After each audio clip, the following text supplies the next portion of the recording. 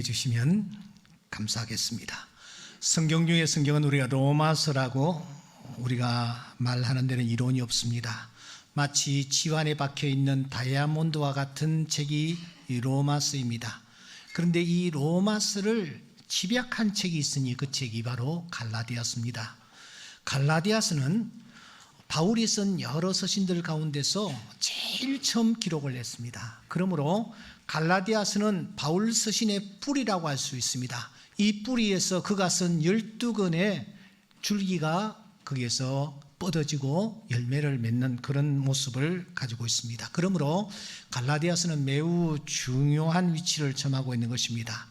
그 갈라디아서의 핵심 구절이 무엇일까? 주제가 무엇일까? 우리는 지난 시간 갈라디아서 6장 7절로 잡았습니다. 우리 다 같이 한번 외워보았으면 좋겠습니다. 스스로 시작. 스스로 속이지 말라. 하나님은 업신여김을 받지 아니하시나니 사람이 무엇으로 심든지 그대로 거두리라.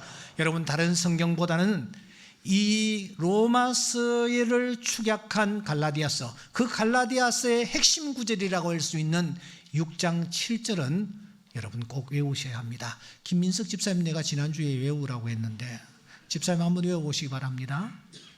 이렇게 큰 음성으로 스스로 속이지 말라. 하나님은 업신여김을 받지 아니하시나니 사람이 무엇으로 심든지 그대로 거두리라. 아멘. 예, 저분이 뭐 노래만 잘하는 줄 알았는데 굉장히 또 성실하시구나 하는 것을 다시 한번 느낍니다. 왜 이 구절을 핵심 구절이라고 할 수 있습니까? 이유는 간단합니다. 하나님, 즉 복음에 대해서 아주 쉽게 알아듣기 쉽게 간략하게 소개하고 있는 책이 그것이 6장 7절이기 때문입니다. 하나님은 절대로 첫째 뭐요? 업신여김을 받지 아니하신다. 둘째, 하나님은 무엇을 심든지 뭐요? 그대로 거두게 하신다. 잊지 마십시오. 우리가 콩을 심으면 콩을 거둡니다. 밭을 심으면 분명히 밭을 거둡니다. 우리는 밭을 들고 은내 안 심었는데 우리는 그렇게 자기를 변명할 수 있습니다. 심었습니다. 거두게 하시는 분 하나님이십니다. 더 중요한 셋째가 있습니다. 하나님은 때를 뭐요? 홀로 주관하신다. 무슨 말입니까? 하나님이 때를 관장하고 계세요. 그래서 이 때 속에는 하나님의 은혜가 숨겨져 있는 것입니다. 우리가 심은 그 열매가 때가 되면은 거두게 되는데 하나님은 그때 그 때를 뒤로 미루시는 거예요. 어떨 때는 앞당기시는 거예요. 여러분, 만일 우리가 심은 대로 다 거둔다면은 오늘 이 자리에 앉아있을 사람 저는 한 사람도 없다라고 생각합니다. 그런데 하나님은 그때마다 긍휼과 자비를 베푸셔서 하루가 천년같이 천년이 하루같이 때를 주관하시면서 우리에게 은혜를 베풀어 주셨기에 오늘 우리가 여기에 있는 줄 믿습니다. 이 하나님을 내가 믿고 있는가? 나는 어떤 하나님을 믿고 있는가? 내 삶의 현장에 이런 하나님을 모시고 살아가고 있는가? 진지하게 우리가 물어보아야 될 것입니다. 그런데 이 핵심 주제가 담긴 7절, 6장 7절 잠시 넘어가 보시기 바랍니다. 6장 7절 넘어가 보시면은 이 7절이 6절부터 10절까지 한 묶음으로 되어 있는 것을 볼 수 있을 것입니다. 7절이 독립된 구절이 아니라 한 묶음 속에 들어있다라는 것입니다. 다시 말하면 한 단락으로 되어 있는 것입니다. 동그라미가 되어 있고 동그라미로 맞히는 것입니다. 그러면은 그 한 묶음으로 되어 있는 이 말씀의 처음 시작이 어떤 말씀인가? 그게 바로 갈라디아서 6장 6절입니다. 우리 다 함께 읽어보겠습니다. 시작. 가르침을 받는 자는 말씀을 가르치는 자와 모든 좋은 것을 함께하라 하는 말씀이 있습니다. 여러분, 좀 생뚱맞다고 느끼지 않습니까? 이유는 6절과 7절이 서로 문맥이 잘 연결이 되지 않고 매끄럽지 못하기 때문입니다. 끊깁니다. 그렇잖아요. 6절을 읽고 난 뒤에 7절을 읽으면은 이게 연결이 잘 되지 않습니다. 그러다가 7절부터 8절, 9절, 10절은 또 연결이 잘 되고 있습니다. 그래서 이 6장 6절의 말씀은 오히려 우리의 눈길을 끕니다. 돋보이기까지 하는 것입니다. 그래서 우리의 시선이 6절에 집중되지 않을 수가 없습니다. 그러면 여기에 가르침을 받는 자는 도대체 누구며 말씀을 가르치는 자는 도대체 누구를 지칭할까요? 꼭 어렵지는 않았지만 1차적으로 여기 말씀을 받는 자는 갈라디아 교회 성도들을 가리키는 것 같고, 말씀을 가르치는 자는 바울 사도를 가리키는 것 같습니다. 한쪽은 말씀을 받는 성도요, 한쪽은 말씀을 가리키고 있는 사도를 가리키는 것입니다. 그렇다면은 이 한 묶음 전체는 어떤 뜻이 담겨져 있습니까? 저를 보세요. 말씀을 받는 사람들은 말씀을 가르치는 자와 늘 좋은 관계를 유지해야 한다. 이 말씀을 우리가 그대로 받는다면 말씀을 받는 자는 말씀을 가르치는 자를 잘 접대를 해야 한다. 그렇게 하는 것이 곧 하나님 앞에 좋은 씨앗을 뿌리는 것이 된다. 하나님은 심은 대로 거두게 하시는 분, 그 사람은 필경 좋은 것을 거두게 될 것이다. 왜냐하면 하나님은 무엇을 심든지 그대로 거두게 하시는 분이시기 때문이다. 우리가 이런 뜻으로 본문을 이해할 수가 있습니다. 갈라디아 교회 성도들이요, 여러분들은 말씀을 받는 자들이 아닙니까? 그렇다면 말씀을 가르치는 자들과 좋은 관계를 유지하고 좋은 것을 함께 나누시오. 그러면 하나님이 기억하실 것이요, 좋은 열매 필경 거두게 하실 것이요. 이런 뜻으로 우리가 이 본문을 이해할 수 있습니다. 그러니까 오늘 우리가 이 본문에서 느끼는 것은 바울이 은근히 자기 자신을 잘 접대하라고, 좋은 것이 있을 때는 혼자서 먹지 말고 나누라고 부추기는 뜻을 뜻합니다. 부흥회 같은 곳에 우리가 참석해 보면은 이런 류의 얘기를 심심찮게 듣지 않습니까? 요즘도 TV를 켜면은 그와 비슷한 얘기를 강단에서 서슴없이 내뱉는 자들이 있는 것을 봅니다. 그런데 다른 사람도 아닌 바울이 정말 그랬을까?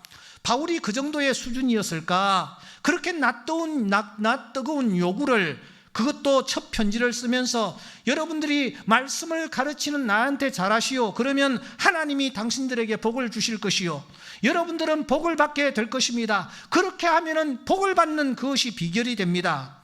이런 식으로 은근히 강요를 하거나 세뇌를 했을까? 그래서 저는 바울이 쓴 다른 서신들을 살펴보았습니다. 비슷한 내용이 있는지 살펴보았습니다. 찾을 수가 없었습니다. 그런데 왜 하필이면 여기에서는 이런 권면을 하고 있는 것일까? 여러분 이상하지 않습니까? 저는 이 의문을 가지고 실험을 했습니다. 그러다가 본문을 들여다보니 그 답이 1장 1절에 숨어 있는 것을 확인했습니다. 여러분 1장 1절로 다시 돌아와서 우리 천천히 1장 1절을 한번 읽어보는 것입니다. 시작. 사람들에게서 난 것도 아니요 사람으로 말미암은 것도 아니요 오직 예수 그리스도와 그를 죽은 자 가운데서 살리신 하나님 아버지로 말미암아 사도된 바울은. 여러분 바로 이 1절이 지금 우리가 의문을 가지고 있는 그 문제에 대한 해석이요 푸는 열쇠입니다.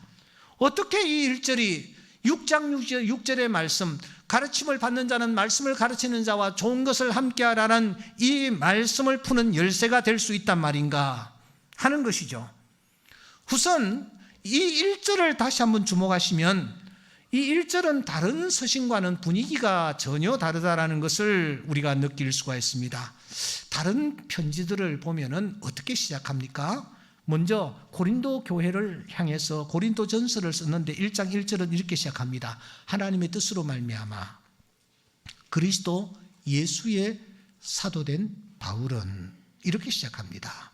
에베소 교회에 편지할 때 바울은 하나님의 뜻으로 말미암아 그리스도 예수의 사도된 바울은, 이렇게 시작합니다. 빌립보 교회에 편지할 때는 그리스도 예수의 종 바울을, 데살로니가 교회에 편지할 때는 바울과 실루아노와 디모데는 이렇게 시작합니다. 그런데 여러분, 다른 서신에서는 자기소개가 아주 간단합니다. 어떤 경우에는 자기소개도 하지 않습니다.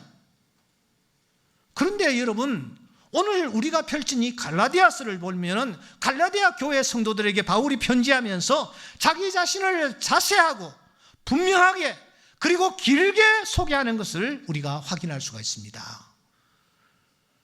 보세요. 편지이기 때문에 그의 음성을 들을 수가 없습니다만 그는 지금 분명히 톤을 굉장히 높여서 누구에게 항의하는 듯한 그런 분위기를 풍기고 있습니다. 어투 또한 매우 도발적이며 공격적이구나 하는 느낌까지 들지 않습니까? 사람들에게서 난 것도 아니요, 사람으로 말미암은 것도 아니요, 이렇게 굉장히 어투가 공격적인 모습인 것을 발견합니다. 여러분, 왜 그랬을까요? 사도행전 13장에 보면 바울이 이제 갈라디아를 향하여 떠납니다.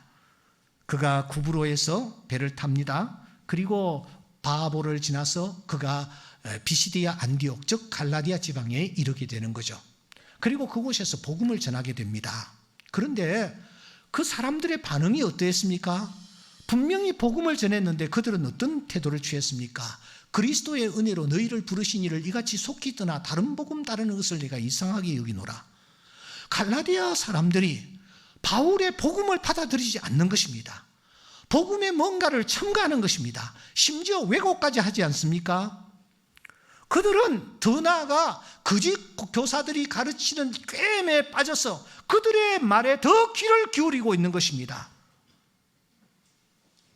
너무너무 이상할 정도로 이 사람들이 바울이 전한 말씀을 받지 않고 거짓 교사들이 얘기하는 것을 받아들이고 있는 것입니다. 이유가 무엇일까요? 이유가 무엇일까요? 사람들에게서 난 것도 아니요, 사람으로 말미암은 것도 아니라 이게 또 열쇠입니다. 해답입니다. 이 말의 뜻은 이것입니다. 당시 갈라디아 교회 성도들이 바울을 놓고 그 사람은 사도가 아니야, 가짜야, 이렇게 말하고 다녔다라는 것입니다. 그 사람이 정말 사도라면은 적어도 5가지 이 자격을 갖추고 있어야 되지 않는가?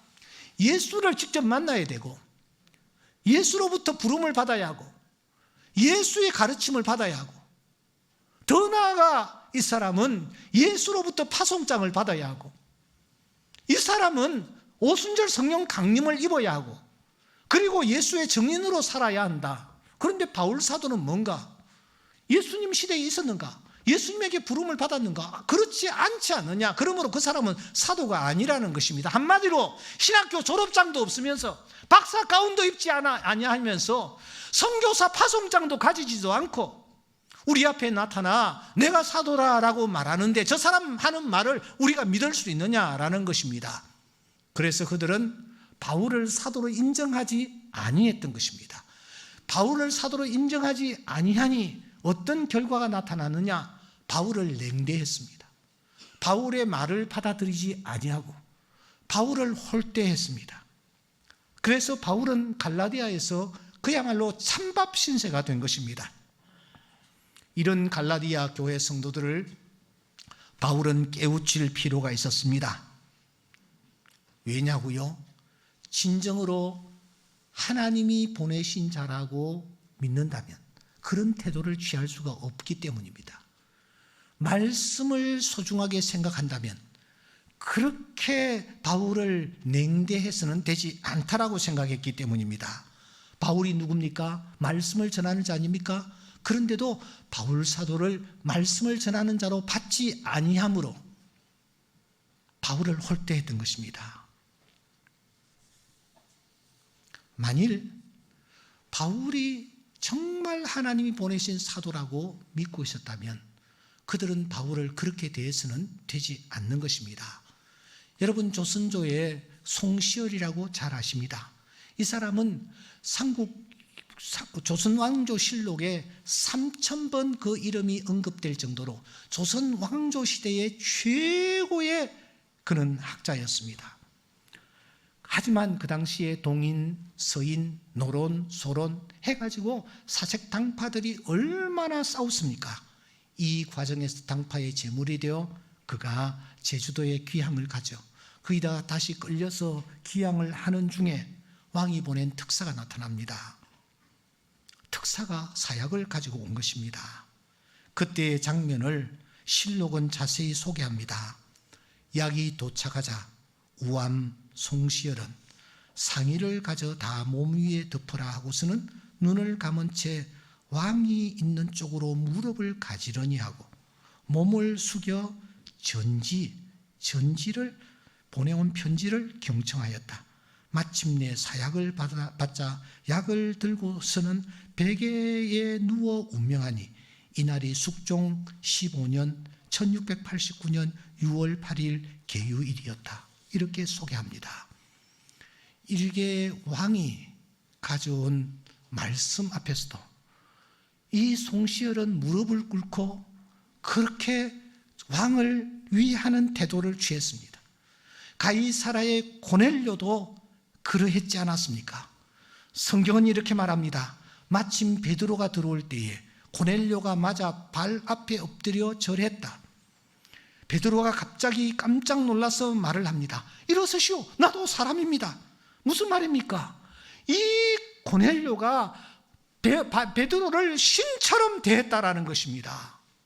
고넬료가 누굽니까? 이탈리아의 백부장입니다. 많이 배웠습니다. 권력과 힘이 있습니다. 정복자 나라의 군대 장관입니다. 그런데 베드로는 누구입니까? 저 갈릴리 바다의 어부 출신입니다. 얼마나 배웠는지 우리는 알 길이 없습니다만은 일자 무식이었다라고 우리는 생각을 합니다. 그런 베드로 앞에, 아무 힘도 없고 권력도 없는 베드로 앞에 지금 고넬료가 무릎을 꿇는 것입니다. 왜 그렇습니까? 고넬료가 하나님의 말씀을 가지고 왔다라고 믿었기 때문입니다. 그런데 소돔성의 롯의 사이들은 어떤 태도를 취했습니까? 하나님의 말씀이 나타났을 때에 그들은 창세기 19장 14절에 보면 하나님의 말씀을 농담으로 여겼습니다. 그 결과는 불과 함께 그들의 생명이 사라지는 것이었습니다. 주님은 말씀하십니다. 내가 진실로 너희에게 말한다. 나를 보낸 자를 영접하는 자는 나를 영접하는 것이요 나를 영접하는 자는 나를 보내신 이를 영접하시는 것이다 하는 것이니라. 주님을 영접하는 자는 하나님을 영접하는 것이요 내가 보낸 자를 영접하는 자는 곧 나를 영접하는 것이라고요. 바울이 누구입니까? 다메섹 도상에서 직접 예수 그리스도를 만났고 그로부터 가르침을 받았고 그로부터 사명을 받은 사람이 바울입니다. 주님은 그날 직접 이렇게 말씀하셨습니다. 가라! 이 사람은 내 이름을 이방인과 임금들과 이스라엘 자손들에게 전하기 위하여 택한 나의 그릇이라.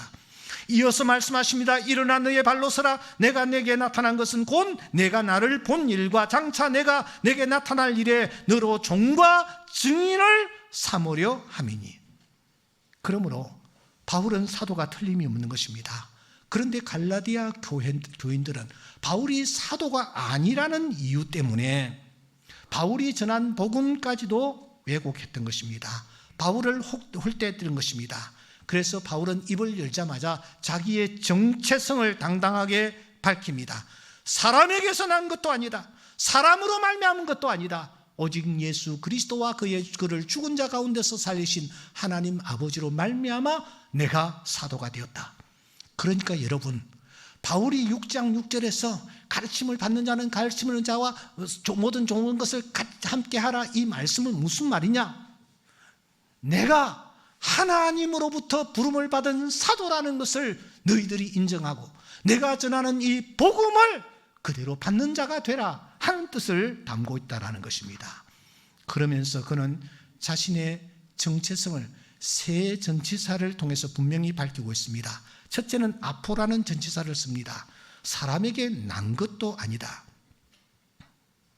출처, 근원을 밝히는 전치사입니다. 내 근원은 사람이 아니라는 것입니다. 둘째 그는 디아라는 전치사를 씁니다. 사람으로 말미암은 것도 아니다. 경로와 관계를 밝히는 전치사입니다.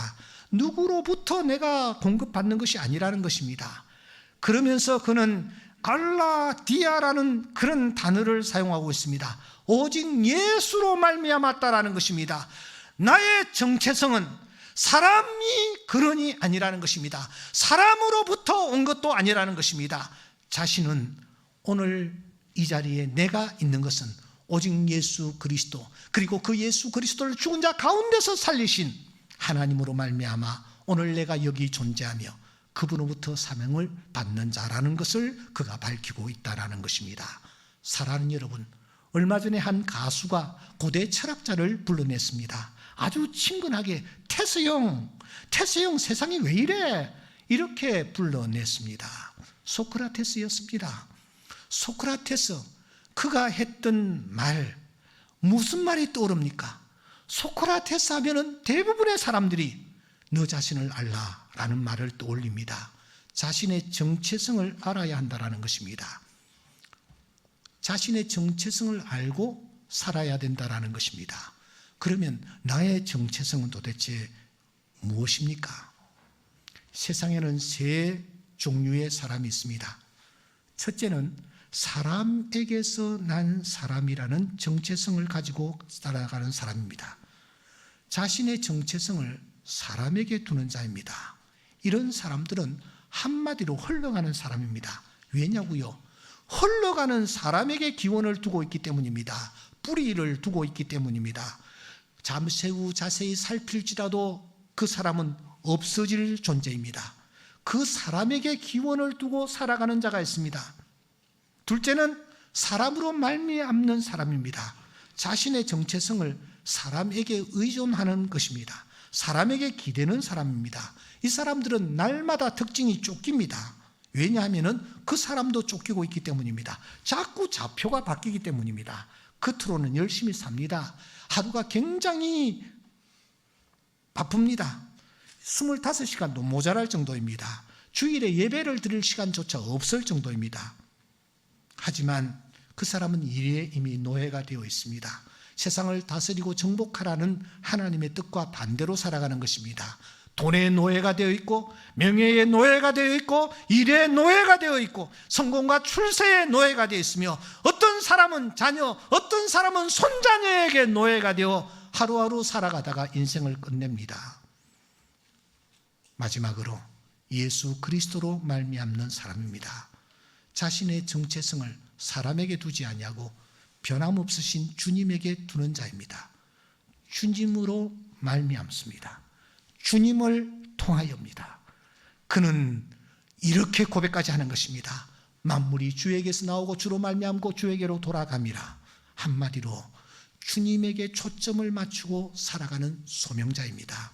이 사람의 생애 목표는 뚜렷합니다. 확실합니다. 그것은 하나님이 부르신 부름의 상을 향하여 달려가는 것입니다. 모든 초점이 그분에게 꽂혀 있습니다. 이 사람은 우선순위가 아주 뚜렷합니다. 이 사람은 흘러가지 않습니다. 쫓기지도 않습니다. 왜냐하면 그는 소명자이기 때문입니다. 주님만 바라보고 주님을 향하여 나아가는 자이기 때문입니다. 예수 그리스도는 어제나 오늘이나 영원토록 동일하시니라. 그래서 그 사람은 뒤에 있는 것은 잊어버립니다. 표 대신 주님을 바라보고 달려가는 것입니다. 부름의 상을 놓고 의의 면류관을 향하여 그가 달려갑니다. 이 사람은 결코 후회하지 않습니다. 오직 하나님께만 영광인 줄 믿습니다. 그에게 영광이 세세에 있을지어다. 영광이 그에게 세세토록 있을지어다. 이제 말씀을 정리하겠습니다. 나는 어떤 사람인가? 나의 정체성은 도대체 무엇인가? 나는 근원을 어디에 두고 있는가? 뿌리를 어디에 두고 있는가? 나는 도대체 하루하루를 누구를 의식하며 살아가는가? 누구의 도움으로 살아간다라고 내가 생각하고 있는가 하는 것입니다. 바라기는 바울처럼 우리의 정체성이 예수 그리스도이기를 주의 이름으로 축원합니다. 그분만이 변함없으신 분이십니다. 그분만이 우리에게 결코 실망을 안기지 아니하시는 영원한 우리의 상급 되시는 줄 믿습니다. 그분은 우리를 위하여 면류관을 예비해 놓으시고 그분은 우리를 위하여 의의 상급을 예비해 놓고 계시는 것입니다. 그러므로 바울은 고백합니다. 전제와 같이 내가 부음이 되고 나의 떠날 기약이 가까웠도다. 내가 선한 싸움을 싸우고 나의 달려갈 길을 바치고 믿음을 지켰으니 이제후로는 나를 위하여 의의 면류관이 예비되었으므로 주 곧 의로우신 재판장이 그날에 내게 주실 것이며 내가 아니라 주의 나타나심을 사모하는 모든 자에게도니라. 이 모든 자에 우리 한 사람 한 사람이 속해 있기를 주의 이름으로 축원합니다. 우리의 정체성이 사람에게 있지 아니하고 예수 그리스도에게 있을 때 그분은 결코 우리를 실망시키지 아니하시고 놀라운 상급들을 예비해 놓으셨다가 우리에게 허락하여 주실 줄 믿습니다. 이 은혜가 우리 모두에게 넘칠 수 있기를 주의 이름으로 축원합니다. 기도드리겠습니다.